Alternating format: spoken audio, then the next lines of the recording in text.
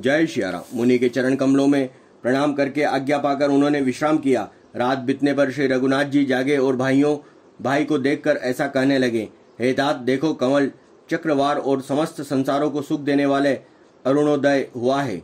लक्ष्मण जी दोनों हाथ जोड़कर प्रभु के प्रभाव को सूचित करने वाले कोमल वाणी से बोले, अरुणोदय होने से कुमुदिनी सुकुचा गई और तारागणों का प्रकाश फीका पड़ गया है। जिस प्रकार आपका आना सुनकर सब राजा बलहीन हो गए हैं। सब राजा रूपी तारे उजाला मंद प्रकाश करते हैं, पर वे धनुष रूपी महान अंधकार को हटा नहीं सकते। रात्रि का अंत होने से जैसे कमल, चकवे, भोरे और नाना प्रकार के पक्षी हर्षित हो रहे हैं, वैसे ही हे प्रभु आपके सब भक्त धनुष टूटने पर सुखी होंगे।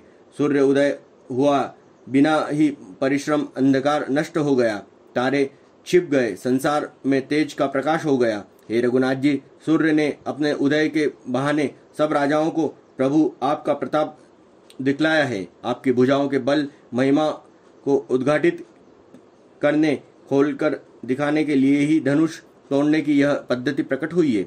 भाई के वचन सुनकर प्रभु मुस्कुराए, फिर स्वभाव से ही पवित्र श्री रामचंद्र जी शोच से निवृत्त होकर स्नान किया और नित्य कर्म करके वे गुरुजी के पास आए।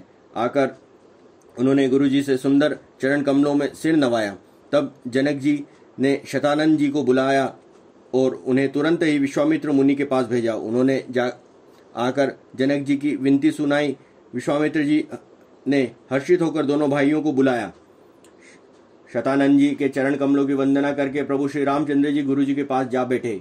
तब मुनि ने कहा, हे तात, चलो, जानकी ने बुला भेजा है। मास परायण 8वां विश्राम। बोलो सियावर रामचंद्र की जय। चलकर सीता जी के स्वयंवर को देखना चाहिए, देखें ईश्वर किसको बढ़ाई देते हैं। लक्ष्मण जी ने कहा, हे नाथ, जिस पर आपकी कृपा होगी वह बढ़ाई का पात्र होगा। धनुष तोड़ने का श्रेय उसी को प्राप्त होगा। इस श्रेष्ठ वाणी को सुनकर सब मुनि प्रसन्न हुए। सभी ने सुख मानकर आशीर्वाद दिया। फिर मुनियों के समूह सहित कृपालु श्री रामचंद्र धनुष यज्ञशाला देखने चले। दोनों भाई रंगभूमि में आए। ऐसी खबर जब सब नगरवासियों ने पाई, तब बालक, जवान, बूढ़े, स्त्री, पुरुष सभी घर और काम काज को भुलाकर चल दिए।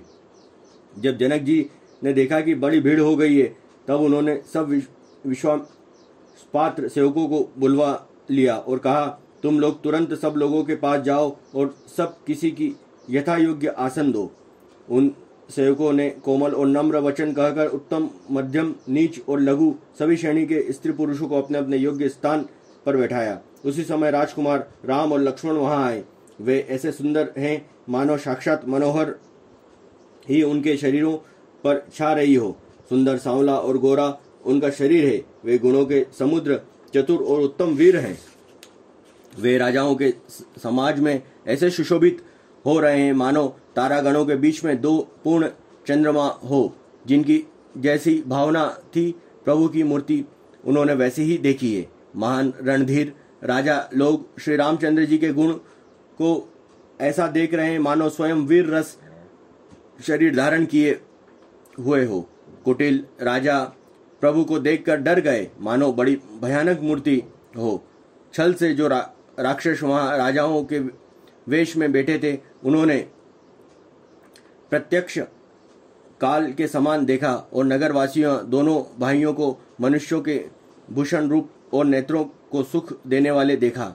स्त्रियां हृदय में हर्षित होकर अपनी अपनी रुचि के अनुसार उन्हें देख रही थी, मानो श्रृंगार रस की परम अनुपम मूर्ति धारण किए सुशोभित हो रहा हो। विद्वानों को प्रभु विराट रूप में दिखाई दिए, जिसके बहुत से मुंह, हाथ, पैर, नेत्र और सिर हैं। जनक जी के सजातीय कुटुंबी प्रभु को किस तरह कैसे प्रिय रूप में देख रहे हैं, जैसे सगे सज्जन संबंधी प्रिय लगते हैं। जनक समेत रानियां उन्हें अपने बच्चे के समान देख रही हैं। उनकी प्रीति का वर्णन नहीं किया जा सकता।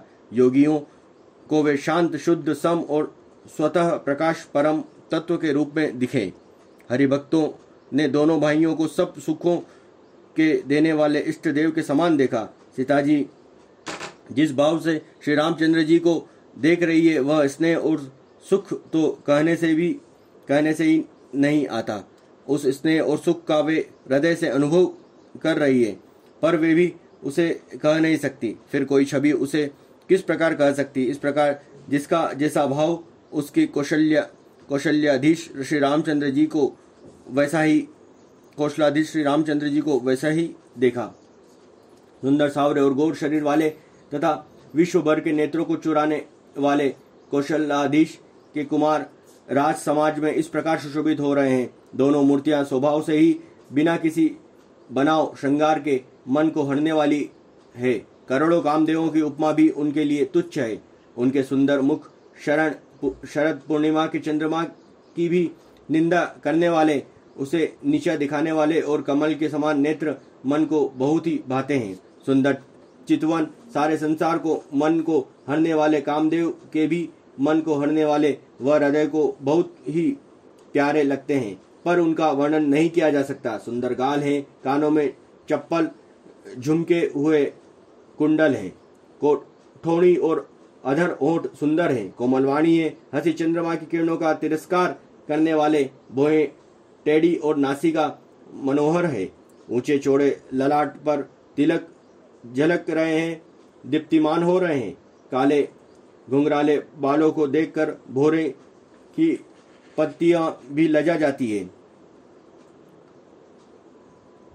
पीली चकोनी टोपियां सिर पर सुशोभित हैं, जिनके बीच बीच में फूलों की कलियां बनाई काढ़ी हुई हैं। शंख के समान सुंदर गोल गले में मनोहर 3 रेखाएं हैं, जो मानो तीनों लोगों को सुंदरता की सीमा को बता रही है। हृदय पर गज मुक्ताओं के सुंदर कंठ और तुलसी की मालाएं सुशोभित है। उनके कंधे बैलों के कंधे की तरह ऊंचे और पुष्ट हैं। ऐठ खड़े होने की शान सिंह की सी है। भुजाएं विशाल एवं बल की भंडार हैं। कमर में तरकस और पीताम्बर बांधे, दाहिने हाथ में बाण और बाएं हाथ में कंधों पर धनुष तथा पीले यज्ञोपित जनेऊ सुशोभित है। नख से लेकर शिखा तक सब अंग सुंदर है। उन पर महान शोभा छाई हुई है। उन्हें देखकर सब लोग सुखी हुए।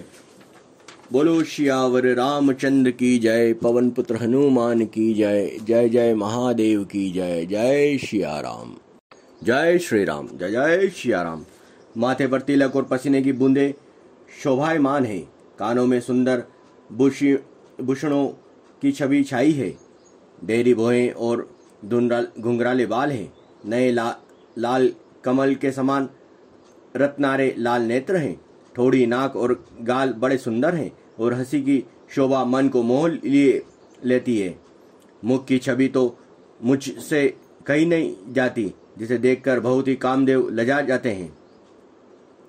वक्ष स्थल पर मणियों की माला है। शंख के सदृश सुंदर गला है।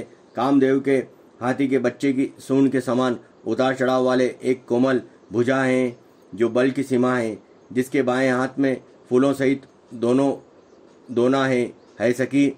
वह सांवला कुंवर तो बहुत ही सलोना है। सिंह की सी पतली लचीली कमर वाले पीताम्बर धारण किए हुए शोभा और शील के भंडार सूर्य कुल के भूषण श्री रामचंद्र जी को देखकर सखियां अपने आप को भूल गई।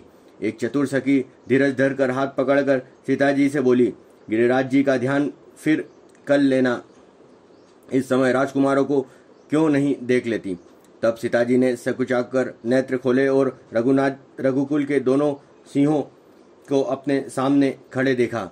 नख से शिखा तक श्री राम जी की शोभा देखकर और फिर पिता का प्रण याद करके उनका मन बहुत शुद्ध हो गया। जब सखियों ने सीता जी को परवश प्रेम के वश में देखा, तब सब भयभीत होकर कहने लगी, बड़ी देर हो गई, अब चलना चाहिए, कल इसी समय फिर आएंगे। ऐसा कहकर एक सखी मन में हंसी। सखी की यह रहस्य भरी वाणी देखकर सीता जी सकुचा गई। देर हो गई जान उन्हें माता का भय लगा। बहुत धीरज धर कर वे श्री रामचंद्र जी को हृदय में ले आई और उनका ध्यान करती हुई अपने को पिता के अधीन जाकर लौट चली। मृग, पक्षी और वृक्षों को देखने के बहाने सीता जी बार बार घूम जाती है और श्री रामचंद्र जी की छवि देख देख कर उनका प्रेम कम नहीं बढ़ रहा है, अर्थात बहुत ही बढ़ता जाता है। शिव जी के धनुष को कठोर जानकर वे वसुरती मन में विलाप करती है। करते हुए हृदय में श्री रामचंद्र जी की सांवली मूर्ति को रख कर चली। शिव जी के धनुष की कठोरता का स्मरण आने से उन्हें चिंता होती थी कि ये सुकुमार रघुनाथ जी उसे कैसे तोड़ेंगे। पिता के प्राण की स्मृति से उनके हृदय में शोक था ही, इसलिए मन में विलाप करने लगी। प्रेम वर्ष ऐश्वर्य की विस्मृति हो जाने से ही ऐसा हुआ है। फिर भगवान के बल का स्मरण आते ही वे हर्षित हो गई और सांवली छवि को हृदय में धारण करने लगी। प्रभु श्री रामचंद्र जी ने जब सुख, स्नेह, शोभा और गुणों की खान श्री जानकी जी को जाती हुई जाना, तब परम प्रेम की कोमल शाही बनाकर उसके स्वरूप को अपने सुंदर चित्रण भित्ति पर चित्रित कर लिया। सीताजी पुनः भवानी के मंदिर गई और उनके चरणों में वंदना करके हाथ जोड़कर बोली, हे श्रेष्ठ पर्वतों के राजा, हिमाचल की पुत्री पार्वती, आपकी जय हो, जय हो। हे महादेव के मुख रूपी चंद्रमा की और टकटकी लगाकर देखने वाली चकोरी, आपकी जय हो। हे हाथी के मुख वाले गणेश जी की 6 मुख वाले स्वामी कार्तिक जी की माता, हे जगज्जननी, हे बिजली सी कांति युक्त शरीर वाली, आपकी जय हो। आपका न आदि है, न मध्य है, न अंत है। आपके असीम प्रभाव को वैद भी नहीं जानते। आप संसार को उत्पन्न, पालन और नाश करने वाली हैं। विश्व को मोहित करने वाली और स्वतंत्र रूप से विहार करने वाली, पति को इष्ट देव मानने वाली श्रेष्ठ नारियों में से माता आपकी प्रथम गणना है। आपकी अपार महिमा को हजारों सरस्वती और शेष जी भी नहीं कह सकते। हे भक्तों को मुंह मांगा वर देने वाली, हे त्रिपुर के शत्रु शिव जी की प्रिय पत्नी, आपकी सेवा करने से चारों फल सुलभ हो जाते हैं। हे देवी, आपके चरण कमलों की पूजा करके देवता और मनुष्य और मुनि सभी सुखी हो जाते हैं। मेरे मनोरथ को आप भली भांति जानती है, क्योंकि आप सदा सबकी हृदय रूपी नगरी में निवास करती है। इस कारण से मैंने उसको प्रकट नहीं किया। ऐसा कहकर जानकी जी ने उनके चरण पकड़ लिए। गिरजा जी सीता जी के विनय और प्रेम के वश हो गई। उनके गले में माला खिसक पड़ी और मूर्ति मुस्कुराई। सीता जी ने आदरपूर्वक उस प्रसाद माला को सिर पर धारण किया और गौरी जी का हृदय हर्ष से भर गया और वे बोली, हे सीता, हमारी सच्ची आशीष सुनो। तुम्हारी मन कामना पूरी होगी। नारद जी का वचन सदा पवित्र, संशय, भ्रम आदि दोषों से रहित और सत्य है। जिसमें तुम्हारे मन अनुरक्त हो गया है वही वर तुमको मिलेगा।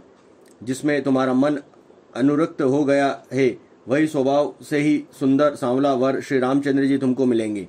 वह दया का खजाना और सुजान सर्वज्ञ है, तुम्हारी शील और स्नेह को जानता है। इस प्रकार श्री गौरी का आशीर्वाद सुनकर जानकी समेत सब सखियां हृदय में हर्षित हुई। तुलसीदास जी कहते हैं, भवानी को बार बार पूछकर सीता जी प्रसन्न मन से राजमहल को लौट चली। गौरी जी को अनुकूल जानकर सीता जी के हृदय में जो हर्ष हुआ है वह कहा नहीं जा सकता। सुंदर कमलों के मूल उनके बाएं अंग फड़कने लगे। हृदय में सीता जी के सौंदर्य सराहना करते हुए दोनों भाई गुरु जी के पास गए। श्री रामचंद्र जी ने विश्वामित्र से सब कुछ कह दिया, क्योंकि उनका सरल स्वभाव है, छल तो उसे छूता भी नहीं है। फूल पाकर मुनि ने पूजा की, फिर दोनों भाइयों को आशीर्वाद दिया कि तुम्हारे मनोरथ सफल हो। यह सुनकर श्री राम लक्ष्मण सुखी हुए। श्रेष्ठ विज्ञानी मुनि विश्वामित्र जी भोजन करके कुछ प्राचीन कथाएं कहने लगे। इतने में दिन बीत गया और गुरु जी की आज्ञा पाकर दोनों भाई संध्या करने चले गए। उधर पूर्व दिशा में सुंदर चंद्रमा उदय हुआ। श्री रामचंद्र जी उसे सीता के मुख के समान देखकर सुख पाया। फिर मन में विचार किया कि यह चंद्रमा सीता जी के मुख के समान नहीं है। खारे समुद्र में तो इसका जन्म, फिर उसी समुद्र में उत्पन्न होने के कारण विष इसका भाई है। दिन में यह मलिन, शोभाहीन, निस्तेज रहता है और कलंकी काले दाग से युक्त है। बेचारा गरीब चंद्रमा सीता जी के मुख की बराबरी कैसे पा सकता है। फिर यह घटता बढ़ता है और विरहिणी स्त्रियों को दुख देने वाला है। राहु अपनी संधिस में पाकर इसे ग्रस लेता है। चकवी के वियोग का शोक देने वाला और कमल का वैरी उसे मूर्छा देने वाला है। हे चंद्रमा, तुझ में बहुत से अवगुण हैं। जो सीताजी में नहीं है, अतः जानकी के मुख की मुझे उपमा देने में बड़ा अनुचित कर्म करने का दोष लगेगा। इस प्रकार चंद्रमा के बहाने सीताजी के मुख की छवि वर्णन करके बड़ी रात हो गई। वे गुरुजी के पास चले। बोलो सियावर रामचंद्र की जय, पवन पुत्र हनुमान की जय। जय जय महा।